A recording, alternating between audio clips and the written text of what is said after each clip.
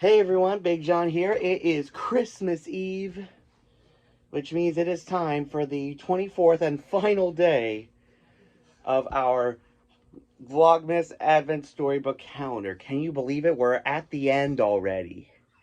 Feels like just yesterday when we were starting with this. So, let's open this up and see what book we're going to be reading to wrap this up. And let me know in the comments if you want to see me do this again next year. All right. There's one envelope unopened. It is the 24th. Let's hope for a good one to close things out here. A little open up of the envelope. And we have, I sort of predicted this, Mickey's Christmas Carol. I couldn't think of a better one to close out this one. If you've seen my live show yesterday, you saw that Mickey's Christmas Carol made number 2 of my top 5 Disney Christmas specials. If you haven't seen it, please go see it. It's on Disney Plus. It's one of the best versions of A Christmas Carol like out there. So, shall we? Mickey's Christmas Carol. It was Christmas Eve, and Ebenezer Scrooge, aka Scrooge McDuck, was rushing through snowy London. Scrooge didn't like Christmas, and he didn't believe in helping the poor. He barged past carolers and wouldn't give a penny to anyone. But when Scrooge's nephew Fred, Donald Duck, stopped by his office shouting, "Merry Christmas, Uncle Scrooge!" Scrooge kicked him out. A while later, Scrooge's assistant, Bob Cratchit, Mickey Mouse, stepped down from his stool to go home. "I suppose you'll be wanting tomorrow off," Scrooge barked. "But be here all the earlier the next day." "Thank you, Mr. Scrooge," cried Bob. "And Merry Christmas," he called as he went. "Bah! Humbug!" muttered Scrooge. Just like in the movie. Later that night, Scrooge locked up his office and went home. As he went to open the front door, Scrooge looked a little closer at his door knocker. He gasped. On the knocker was the face of his old business partner, Jacob Marley, a.k.a. Goofy. The face began to move, then softly called, "Scrooge."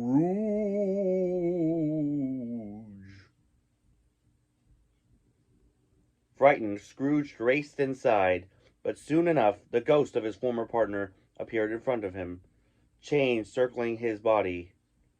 "Tonight you will be visited by 3 spirits," boomed Marley. "Listen to them. Do what they say, or your chains will be heavier than mine. Farewell, Ebenezer."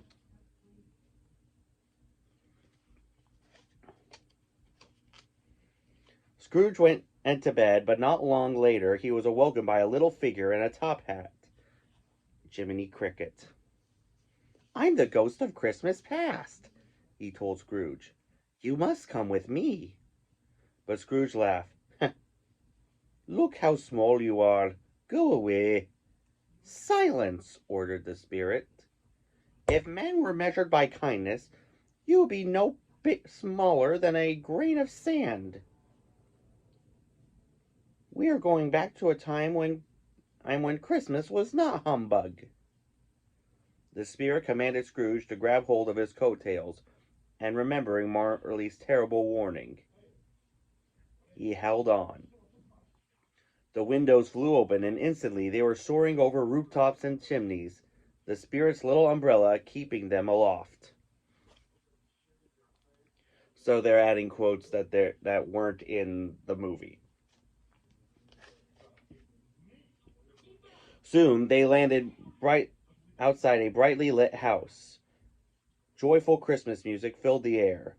Peering through the windows, Scrooge couldn't believe his eyes. "Why, it's Isabel!" he cried, suddenly remembering the girl he had once loved, aka Daisy Duck, which is kind of weird. But But who's she dancing so merrily with? That man was you, Scrooge, replied the spirit, in the days when you too were kind and cheerful. Then the spirit whisked Scrooge away to another scene. Inside, Scrooge of many years sat sat behind a desk covered in money. Isabel stood in front of him, tears in her eyes. Why is Isabel crying? Asked Scrooge. Then he remembered he had taken Isabel's home from her when she could not pay her bills and refused to marry her.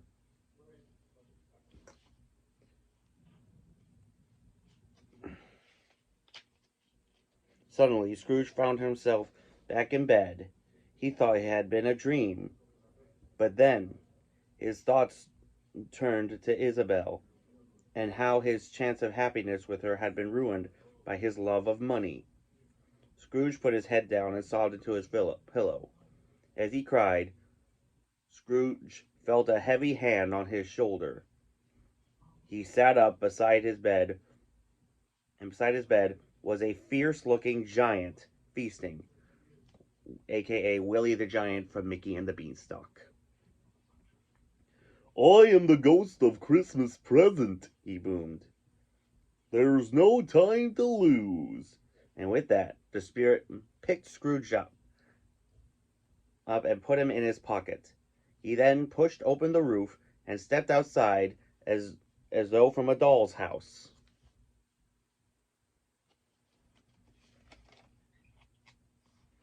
Scrooge peeked out of the giant's pocket. I wonder where we're going, he said to himself. Pulling Scrooge from his pocket, the spirit tore a street light from the ground to use as a lantern. As he walked through the streets, soon they arrived at a tiny run-down house. What a dreadful little house, Scrooge exclaimed. Who could live in such a place? Perhaps a miserable beggar? Look closer, Scrooge, and tell me who you see, said the spirit. Scrooge pressed his face against the glass for a better look. Why, it's Bob Cratchit, my clerk, he said with surprise. Does he live here?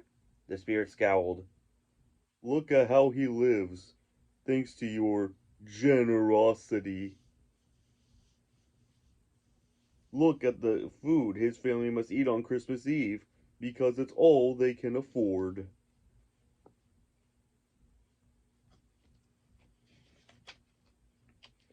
The hungry Cratchit family sat at their table, about to carve up the smallest goose Scrooge had ever seen. Scrooge watched a boy named Tiny Tim hobble into the room, leaning on a little crutch. He gave thanks to Scrooge for the meal, and Scrooge felt ashamed. Tell me, spirit, what's wrong with that kind lad? Asked Scrooge. Much, I'm afraid, the spirit replied. If these shadows remain unchanged, I see an empty chair where Tiny Tim once sat. Suddenly the scene went dark, and Scrooge was alone, church bells tolling in the distance. I think we know what's coming. We all know what's coming. Just then, swirling smoke engulfed Scrooge, growing thicker and thicker until he couldn't see anything around him. The smoke blew into his nose and he coughed. As the smoke lifted, Scrooge found himself standing in a cemetery. There were tombstones everywhere, covered by snow. Scrooge looked up to find he was no longer alone. A horrible shadow, his face hidden inside a cloak, stood silently before him. Are, are you the ghost of Christmas future? Stammered Scrooge. Tell me, what will happen to Tiny Tim? The spirit just looked at Scrooge, then raised his arm to point to something in the distance.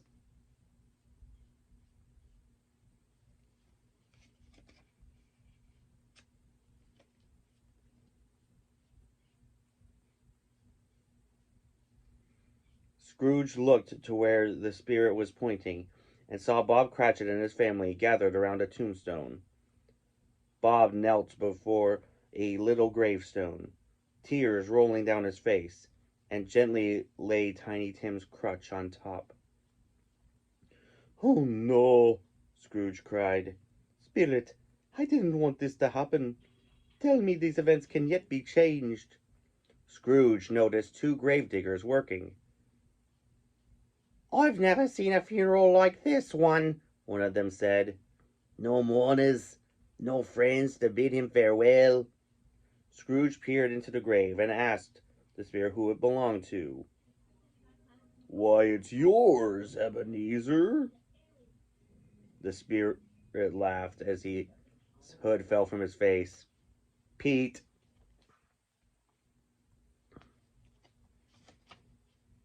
"No, I'll change," cried Scrooge. The grave burst into flames, and the spirit pushed him in. "Let me out!" screamed Scrooge. "Let me—" Suddenly a bell tolled, and as Scrooge opened his eyes, he cried with joy. He was back in his bedroom. "It's Christmas morning!" he exclaimed. He threw on his coat and hat and raced for the door. He ran out onto the street calling, "Merry Christmas!" to everyone he met. He gave two men a bag of coins each, who stood there speechless, wondering what had changed in grumpy old Scrooge.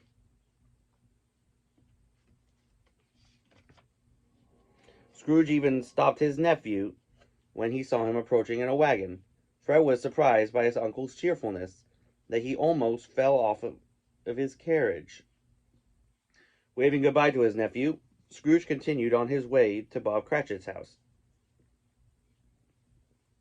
Rat-tat! Scrooge knocked on his employee's door. Bob opened the door, and his face fell when he saw who it was. "Why, Mr. Scrooge! Merry Christmas!" "Won't you come in?" he said.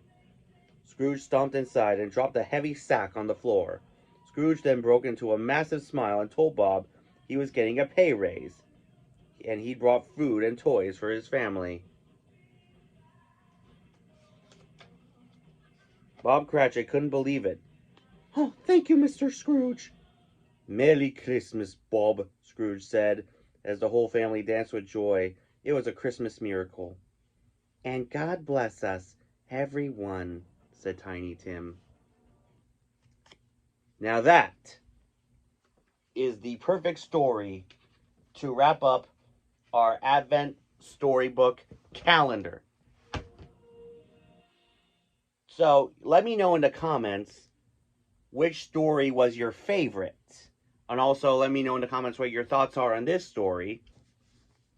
And as always, if you have any questions on how to do Disney for people with disabilities, let me know in the comments. I'll make sure it gets into a future video. If you haven't subscribed here yet to the Big John Network, what in the Walt Disney World are you waiting for? And ding the bell for notifications so you never miss a second of the fun. And from my studio couch to your couches at home, have a very Merry Christmas.